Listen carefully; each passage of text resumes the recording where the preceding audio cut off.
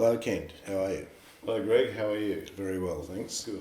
We've got a few questions we want to ask you. At what age did you first realise you had not just an interest in art, but that you might also have an ability? Was this something that you consciously decided to pursue then, or did that decision come later? Well, it all started when I was about 7 and I had to draw this horse, and I traced it over and over again, and to a point where it became obsessive, because I just had to get this drawing right and had to do it freehand from memory.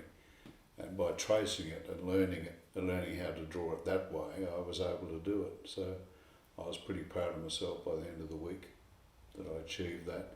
That's when it started, I suppose, and I sort of dipped into it, and as I got older, it became a lot more important to me because of my awareness when I was in high school. That's when a lot of my interests burgeoned, I guess. Because you would have done art in high school. I did. Yeah. Can you remember the first paintings or the first artists that really, when you started taking it seriously and saw yourself as an artist, can you remember some of the artists and the paintings that attracted you? Yeah, this was when I was in high school once again. A lot of the artists then were people like Drysdale and William Dobell, who were the Australian highlights, I guess.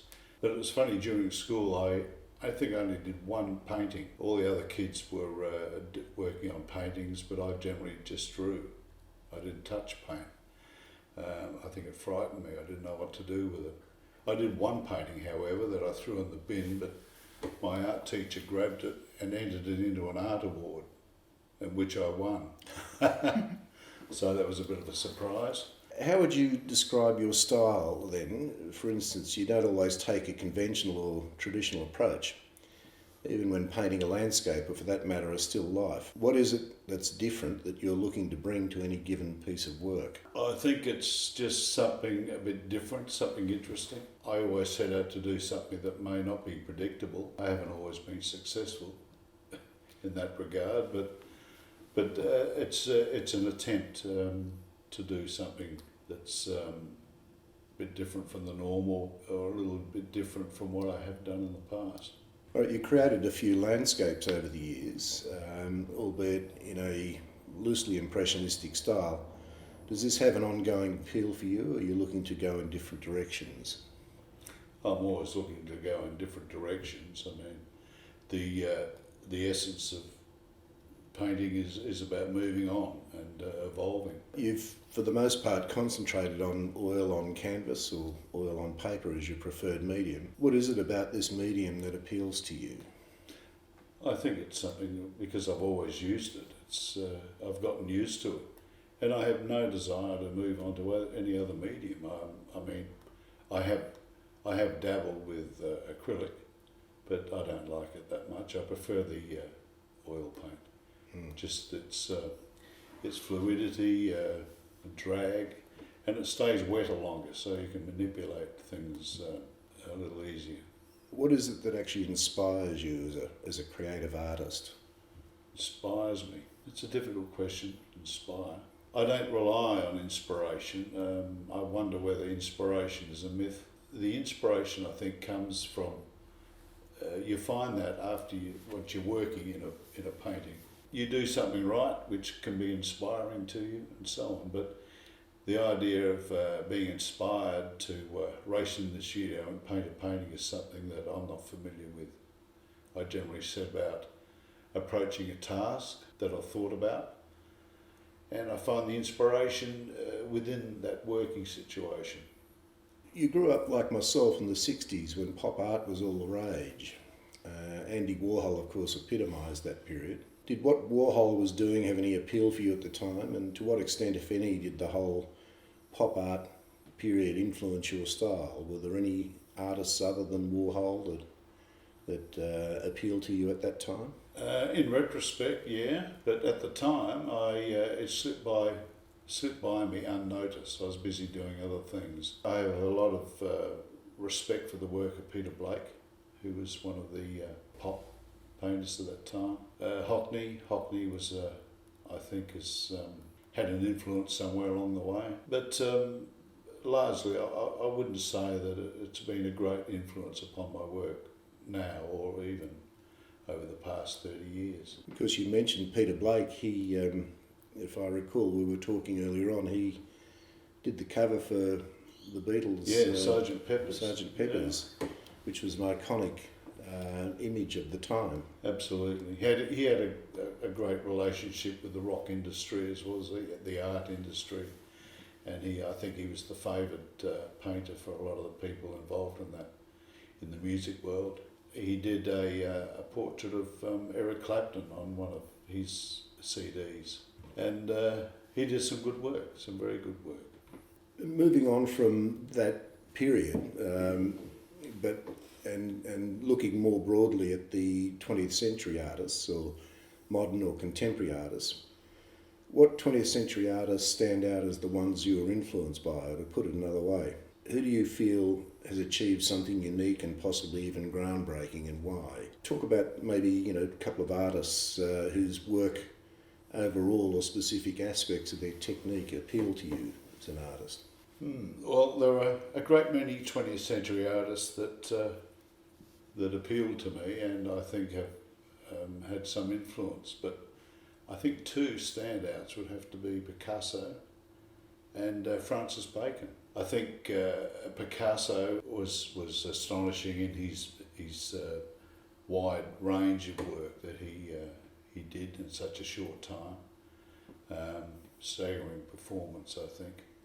And Francis Bacon, who basically ripped up the rule book and showed everybody how to go about it. His works were phenomenal, I thought. A very simple, straightforward technique he would use, but his compositional matters and the content that he worked with was astonishing. His work just played purely on the raw nervous system, and it was just great stuff. Shocked a lot of people, but it was time, probably. In our discussions earlier on, you talked about painting with authority, which I found quite intriguing. Can you elaborate on what you mean by authority, or painting with authority? How do you know, for example, when looking at another artist's work, he or she is painting with authority? Well, it's basically how well they're doing it, what they're doing to get their message across. I've used examples in previous conversations with you about the differences between Hans Heysen and Fred Williams, who both painted with great authority, and their message and them saying this is a landscape was undeniable. I mean, it was indisputable, although they're completely different, whereas Heysen was more traditional. And Williams was far more modern or contemporary at the time, and he would just use a few marks here and there that would suggest that was landscape. It was indisputable. In fact, they were so strange as compared with the difference with Heysen's work that you could go out into the landscape and look at it and see why he painted it that way.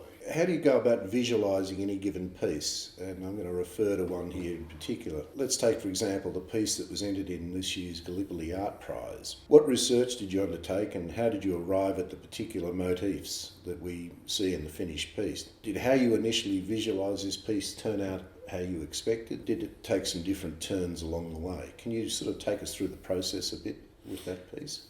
Well, I had a basic idea what I wanted to do. I needed to get across some sort of feeling of empathy for the soldiers in the trenches. And part of the creed of the Gallipoli Club was about mateship and helping out, helping your mate, and those types of things. So that's what I focused on.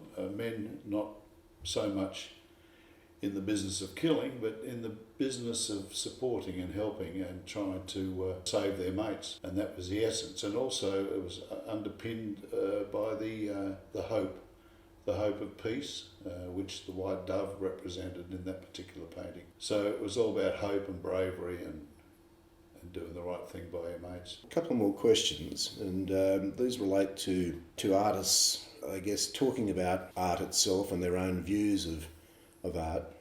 The artist Frank Auerbach once described painting as a marvellously engaging activity. As an artist, what's your take on this? I'm familiar with his work, and it is. It's a great. Sometimes it is, sometimes it's not.